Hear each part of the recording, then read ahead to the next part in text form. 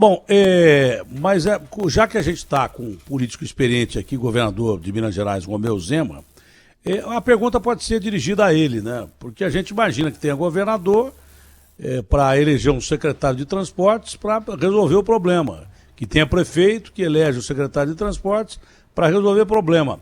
É impossível, governador, bom dia, em primeiro lugar é um prazer tê-lo aqui, você trafegar com o transporte coletivo no mínimo aceitável, ao invés de ficar empurrando. O que a gente viu aqui ontem era uma barbaridade.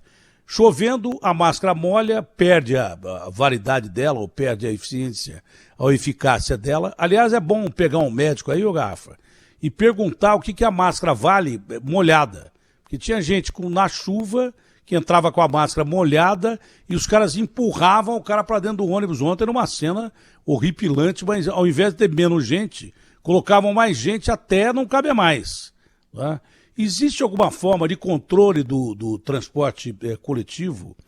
O que o senhor faz aí no Estado para evitar que durante o pior período que o Brasil atravessa, disse ontem o doutor Dimas Covas, da Atena, isso é o pior da pandemia. Tem como você controlar o transporte coletivo? Governador, bom dia. É um prazer falar com o senhor. Bom dia, Datena. Bom dia para quem está nos acompanhando. É um prazer estar novamente com você aí no seu programa, que tem tanta audiência e é tão apreciado assim. Datena, o transporte coletivo realmente é um grande problema nessa época de pandemia. Está claríssimo que ele é um propagador do vírus, tanto o ônibus quanto o metrô, e quando são utilizados dessa forma que você está mencionando, com uma quantidade enorme de pessoas por metro quadrado, a situação tende a se piorar. Nós já solicitamos aqui às empresas de ônibus uma maior disponibilidade de veículos, aumentamos a fiscalização para evitar essa lotação excessiva, mas temos também enfrentado problemas. As empresas, muitas vezes, pelo que eu concluo, preferem pagar as multas do que efetivamente aumentar a quantidade de ônibus que estão disponíveis. E esse problema contribui muito para a propagação do vírus. Sou favorável a que os motoristas tenham prioridade no processo de vacinação, porque eles estão num ambiente que no final do dia, muito provavelmente estiveram ali na mesma, junto dele, não sei se 600, 800 pessoas. Então, eles estão numa condição muito desfavorável e precisavam ter uma prioridade nessa vacinação. Olha, já que as empresas preferem cometer infração, e numa época em que visivelmente fica claro que o transporte coletivo é um meio de propagação da doença, pega a multa e põe lá no alto, para não fazer valer a pena o sujeito pagar a multa ao invés de cumprir com aquilo que o governo determina. Então a multa é de 100 mil reais, põe de 1 milhão de reais, ou sei lá, multiplica por 10. Quem sabe esses caras entram nos eixos. Se eles preferem cometer o crime que é de andar com o transporte coletivo lotado, eles que paguem mais a ponto de não valer a pena cometer o crime. Eu faria isso. Entraria em acordo com a justiça e vou, o cara está pagando a multa e cometendo o crime. Então, aumenta a multa. É o que eu falo sobre fiança no Brasil. Nos Estados Unidos, o cara mata um cara, ou atropela um cara, ou sei lá, vai preso. Você pode sair, pode responder em liberdade, mas vai pagar 5 milhões de dólares, 1 milhão de dólares. Aqui você paga 100 reais e sai da cadeia com uma facilidade e responde o processo em liberdade. Se fosse eu, aumentaria a multa. Claro que há dificuldade para isso, claro que há dificuldade, eu entendo que há dificuldade. Mas seria uma solução, não seria, governador? Sem dúvida, Datena. Eu quero lembrar que está aqui sobre jurisdição do Estado o transporte intermunicipal e cabe às prefeituras estarem fiscalizando e acompanhando o transporte municipal. Então, a nossa jurisdição é parcial, não é sobre todo o transporte, que também tem essa questão municipal, E um ponto, Datena, que seria extremamente importante o Brasil rever é essa questão de nós termos horários diferentes para atividades distintas. Tipo, o comércio começar num horário, os shopping centers começarem em outro horário, o serviço tal em outro horário. Isso faria com que esse rush, que geralmente acomete as cidades na parte da manhã e no final da tarde, fosse evitado e ficasse diluído durante o dia. Então, é um costume que nós precisamos mudar no Brasil. E eu ainda lembro, Datena, que a questão do trem metropolitano, do metrô, é federal. Então, nem o Estado tem jurisdição. Então, nós temos aí o envolvimento do ente municipal, do ente estadual e do ente federal na questão do transporte. Lembrando que essa questão do metrô é federal aqui em Minas Gerais, no metrô de Belo Horizonte. Olha, é muito simples. Está na cara que nem aqui, nem em Minas Gerais, nem em Marte, quando tiver, esses caras de ônibus, de metrô e trem, querem cumprir determinações. Eles querem ganhar. Tá? E ganham muito. Não ganham pouco, não. Ganham muito. Aqui em São Paulo são as mesmas empresas há 60 anos. Teve cara que, carregando mal gente, pior do que gado, montou empresa de aviação. A Gol, por exemplo, o dono era dono de empresa de ônibus. Montou empresa de aviação, uma grande empresa de aviação, ganhando dinheiro, carregando gente mal. E é difícil você brigar com esses caras porque é complicado. Imagina, 60 anos, os mesmos caras transportando gente da maior cidade do Brasil, numa das maiores cidades do mundo. Então é muito complicado. Governador, como é que o senhor observa a abertura da CPI da Covid nesse momento? Datena, primeiro eu queria manifestar a minha opinião, antes dela ter sido aberta, que eu era contrário à abertura da CPI. Por quê? Porque nós já temos diversos órgãos encarregados de fiscalizar e que já fazem esse trabalho. Nós temos a Controladoria Geral da União, nós temos o Tribunal de Contas da União, nós temos o próprio Ministério Público Federal, que pode estar contribuindo. Então, já há toda uma estrutura para que fosse feito esse acompanhamento.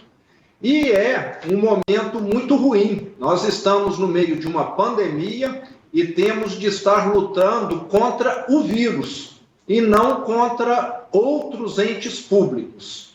Mas, se agora a CPI está aberta já, e esse tipo de argumento já caiu por terra, não vale mais nada, apesar de ser o que eu acredito, vamos pedir que ela seja uma CPI técnica e não uma CPI política, para estar prejudicando alguém que é seu adversário político.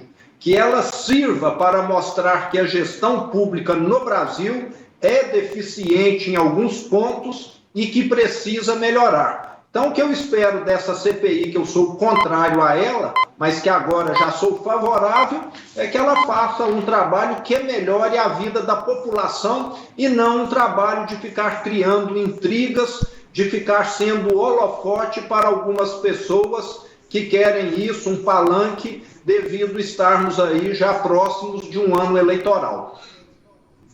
Olha, se está difícil a gente pedir a justiça para não politizar a justiça, se até medidas tomadas pelo nosso Supremo, que eu respeito muito, são medidas tidas e ditas como políticas, para pedir para político não politizar uma investigação de CPI, me parece que impossível.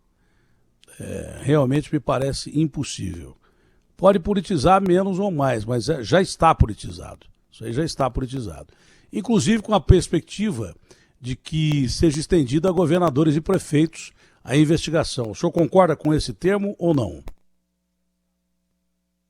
Datena, eu sempre fui favorável à total transparência. Se a CPI, acho que até já solicitou dados aqui a Minas Gerais, nós vamos fornecê-los sem nenhuma restrição o nosso estado foi incluído agora numa classificação como o melhor estado, primeiro lugar do Brasil em transparência de contas públicas. Então, aqui nós não temos o que esconder. E seria bom, como eu disse, por critérios técnicos, mostrar que talvez em alguns municípios, em alguns estados, o recurso que deveria ter sido usado para combater a pandemia foi usado de forma totalmente distorcida, mostrando que a gestão pública precisa sim melhorar, que esses números tão ruins que o Brasil tem apresentado tem sim a ver não só com a ação do presidente, mas com a ação de diversos entes públicos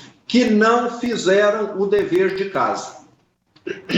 Bom, o senhor disse não só a ação do presidente, quer dizer que o senhor inclui o presidente também na questão. Mas o senhor acha que o presidente errou? O senhor é um dos poucos governadores que declarou ser aliado do presidente Jair Bolsonaro. O senhor acha que ele está sendo objeto dessa investigação também parlamentar por perseguição política? Datena, eu não acompanho tão de perto a vida política em Brasília, mas é bem provável que isso que você está mencionando seja um dos motivos. Com certeza, Datena, o Brasil poderia ter mais vacinas no ano de 2020, no decorrer da pandemia.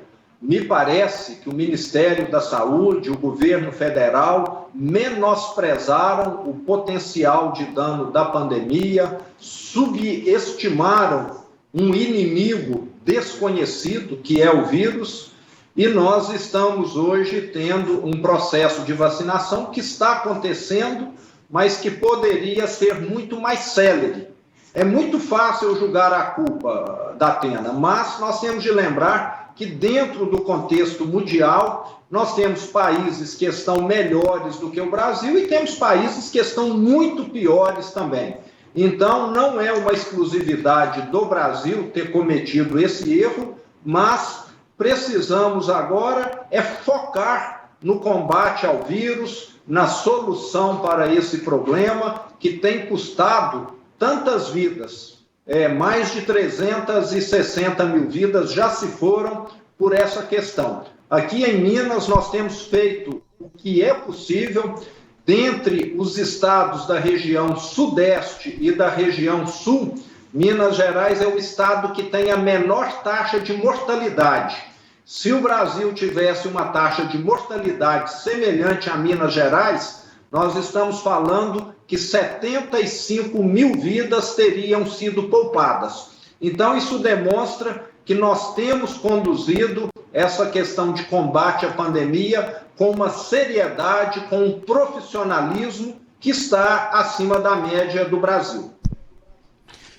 Mas dentro da questão de transparência, cá entre nós, o presidente também não ajudou em nada o combate à pandemia, né? Não usava máscara, promovia aglomeração, disse que não precisava de vacina, que não ia tomar vacina.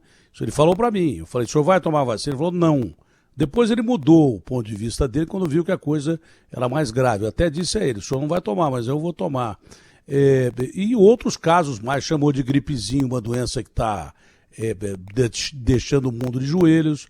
O presidente, nesse aspecto, também não ajudou em nada.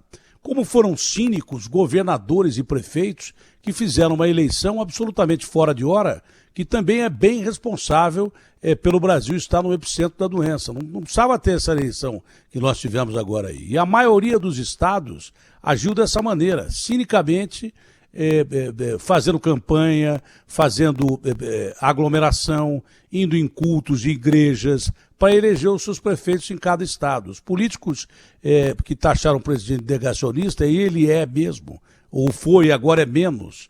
Os políticos fizeram a mesma coisa de uma maneira cínica da maioria do país. Agora, o presidente não pode ser isento da responsabilidade dele ter negado o tamanho da encrenca que a gente iria enfrentar, não é, governador? Concordo plenamente, Datena. Eu vou tomar a vacina quando chegar a data da minha faixa etária ser vacinada e vou tomar qualquer que seja a vacina que estiver disponível, porque ela vai estar aprovada pela Anvisa. Já falei isso diversas vezes, e eu, Datena, quando diz respeito a assunto de saúde, eu escuto o profissional que estudou para isso. Eu acho que você também não é médico. Nós não temos conhecimento para estarmos opinando sobre aquilo que, às vezes, pessoas que estudaram, pesquisaram 20 anos, ainda têm divergências. O que dizer de nós, leigos? Então, eu respeito muito aqui, nós temos à frente da Secretaria de Saúde um médico que ele é que determina as nossas ações. É lógico que ele discute comigo, mas o que os profissionais da Secretaria de Saúde falam é o que nós estamos fazendo aqui. Eu não sou cientista e seria uma aventura enorme da minha parte querer opinar sobre aquilo que eu não domino completamente. Eu ouvi isso, é muito bom ouvir um governador dizer isso de um grande estado do Brasil. Todos os estados têm a mesma importância para mim, mas Minas Gerais é um dos maiores colégios eleitorais do Brasil, um estado muito importante da União. Né? Mas eu ouvi isso do Dória uma vez, quando eu disse para ele, por que o senhor não ouve o comitê do coronavírus e começa restrições que o comitê está dizendo para não ter que provocar uma situação mais grave lá na frente? E ele me interrompeu e disse, você não é médico. Eu falei, você também não é. Só que a única diferença que tem entre eu e você é que eu ouço o médico.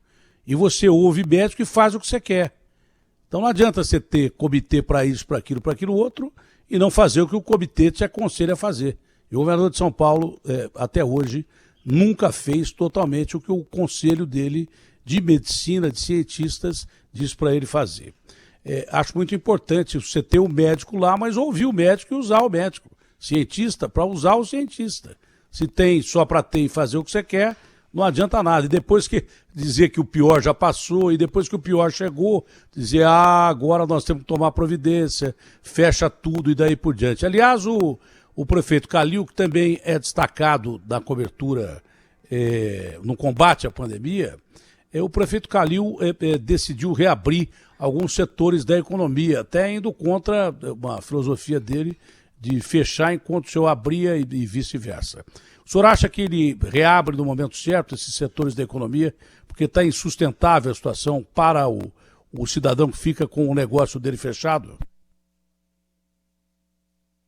Datena, pelos dados que nós temos aqui acompanhado de todo o Estado, ele tem total condição de estar fazendo essa abertura, porque o número de casos, o número de internações na região metropolitana e também na cidade de Belo Horizonte teve uma redução expressiva nesses últimos 15 dias. Então, o prefeito tem todo o embasamento para estar fazendo dessa forma.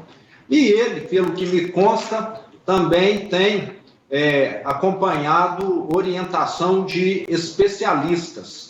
E o meu comitê aqui de saúde, o comitê de Covid, apontou claramente uma melhoria de casos, redução dessas internações aqui na região metropolitana. Então, o prefeito, me parece que está alicerçando as suas decisões em dados de especialistas, e é bom quando você vê que tem gestores públicos que realmente dão crédito para aquilo que os especialistas, que estudaram muitas vezes décadas, pesquisam a vida inteira, estão alertando.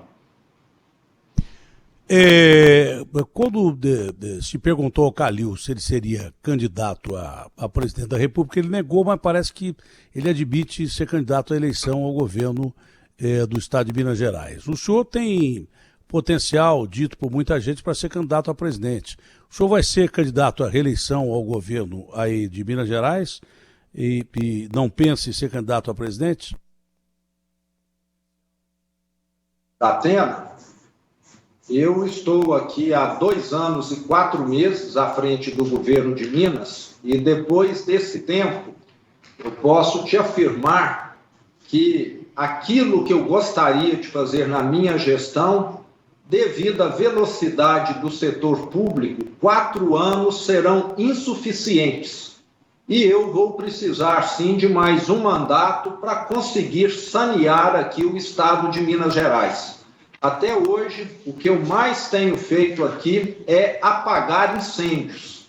Inclusive, na semana passada, é que eu consegui terminar aqui o pagamento do 13º salário de 2020. Então, isso demonstra que o Estado ainda está numa situação muito ruim, mas eu lembro que em 2 anos e 4 meses já paguei 3 13º salários. E o último governo, que ficou aqui 4 anos, também pagou 3 13º salários.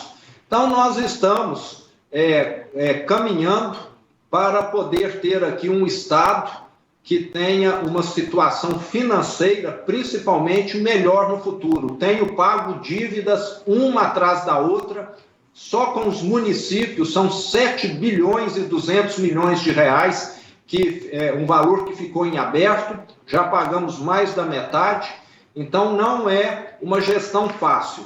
E devido a tudo isso e outras questões, a velocidade que nós queríamos imprimir aqui, a reformas que são fundamentais para que o Estado de Minas se modernize, para que o cidadão tenha melhor serviço, acabam ficando adiadas para uma segunda etapa. Então, estamos nesse momento focados em combater a pandemia, ainda veio a pandemia para poder atrasar tudo aquilo que nós queríamos fazer. Então, eu sou sim candidato à reeleição o ano que vem, mas não tenho outros planos políticos, não. Quero resolver o meu estado. Se eu conseguir um dia sair daqui aonde estou e deixar um estado saneado, um estado que tenha condição de estar prestando um bom serviço para o cidadão mineiro, eu vou sair muito satisfeito. Bom, tá claro então que a gente vai ter uma briga boa em Minas. O governador se declara candidato à reeleição, o Calil vai ser candidato ao governo, a briga vai ser boa, a briga política vai ser boa no bom sentido, é o que a gente espera sempre para a eleição de governador de Minas Gerais, repito, um dos estados mais importantes da União. Em relação é a última pergunta já, governador, mas aqui a gente está tendo problema com kit de intubação, que é uma coisa seríssima, está faltando kit de intubação. Não sei se Minas repete o mesmo problema, e dentro da mesma pergunta já vai daquela pergunta que todo mundo já sabe que vai ouvir. Não é? O Brasil está procurando vacinas e só está dependendo mesmo do Butantan e da Fiocruz, principalmente do Butantan com a Coronavac, 80% da vacinação brasileira, e do Butantan, do Instituto de Oxford, da Fiocruz com a vacina de Oxford. Coronavac e Oxford é o que a gente tem.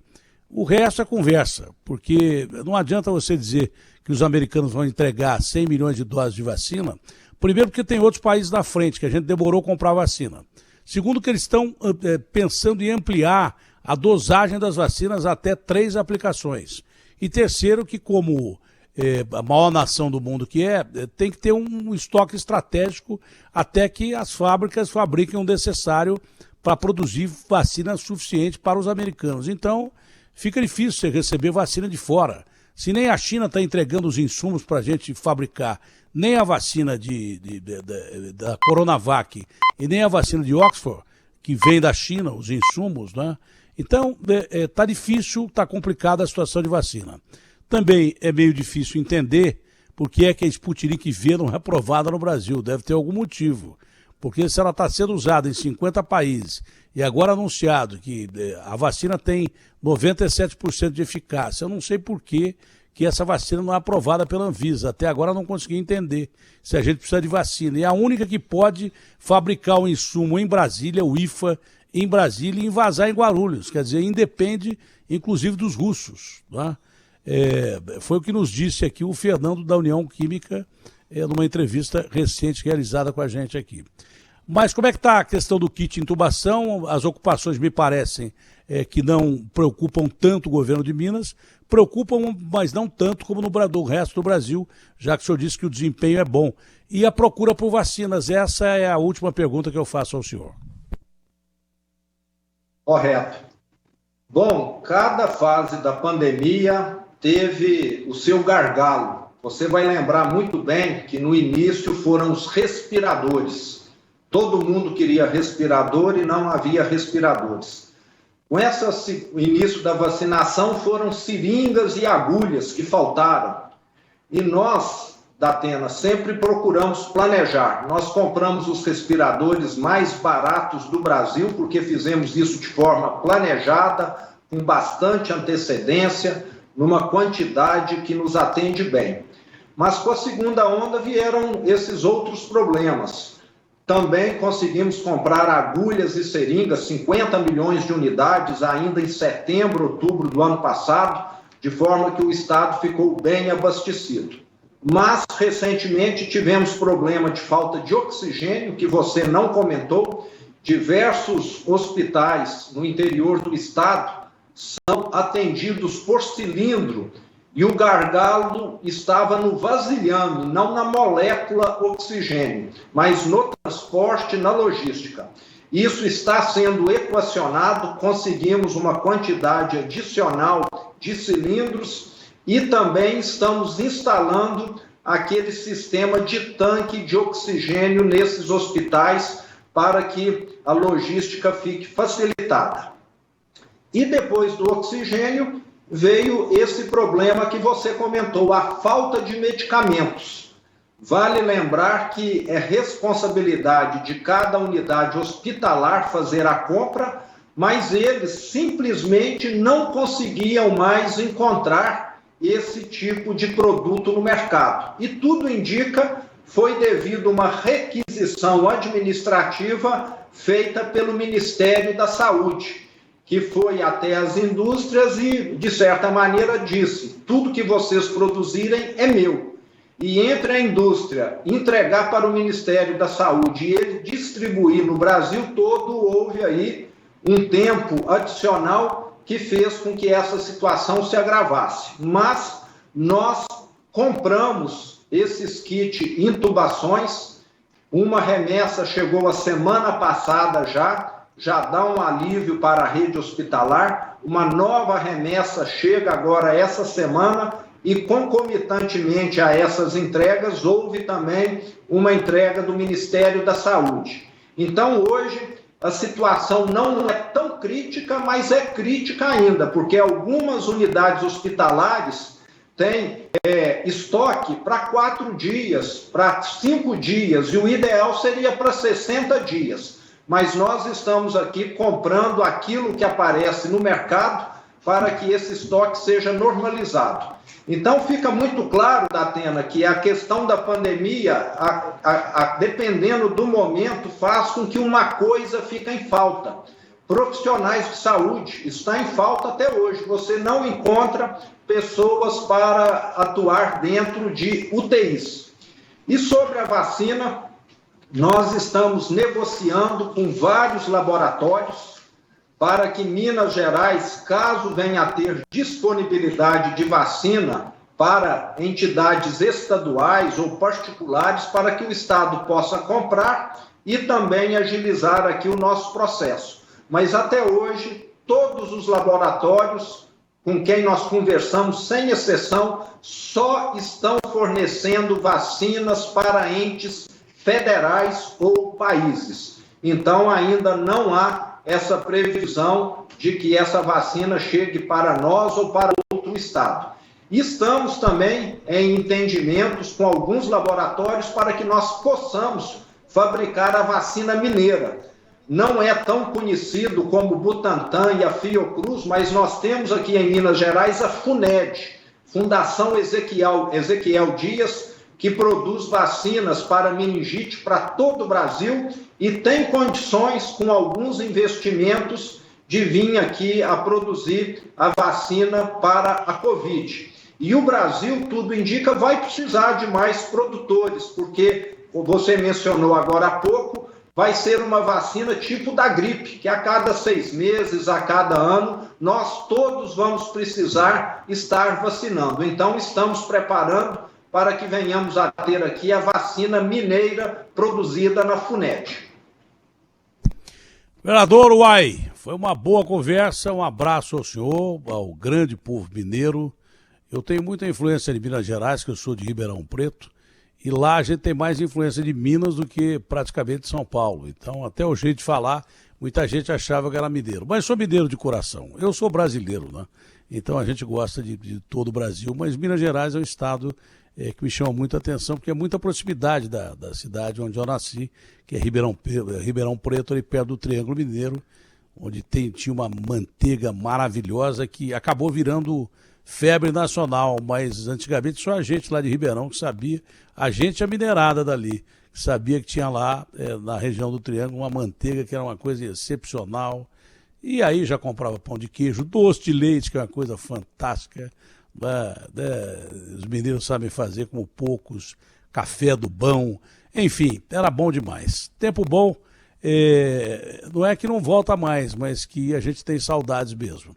Abraço grande ao senhor, um prazer enorme falar com o senhor e um abraço a todo o povo de Minas Gerais, lembrando que além do Grupo Bandeirantes, a plataforma do UOL, o maior site do Brasil, transmitiu essa conversa nossa ao vivo. Muito obrigado ao senhor governador, saúde e para o senhor e o povo de Minas Gerais.